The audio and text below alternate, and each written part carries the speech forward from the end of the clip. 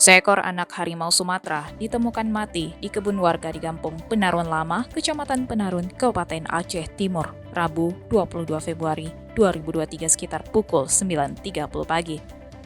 Kapolres Aceh Timur AKBP Andi Rahmansyah melalui Kasat Reskrim AKP Arif Sukmawibowo menyebutkan penemuan bangkai anak harimau itu bermula saat tim gabungan serta perangkat kampung setempat melakukan pengecekan bangkai kambing. Tim gabungan melakukan pengecekan ulang terhadap 3 ekor kambing yang ditemukan mati diduga diterkam harimau sehari sebelumnya. Tim saat itu bermaksud akan menguburkan ketiga bangkai kambing itu. Namun saat tim melakukan penyisiran di sekitar lokasi ditemukan sebuah karung berisi racun. Tim kemudian melakukan penyisiran lebih lanjut dan ditemukan seekor anak harimau dalam kondisi mati, diduga anak harimau itu keracunan. Atas temuan ini, tim mengamankan 1 bungkus insektisida.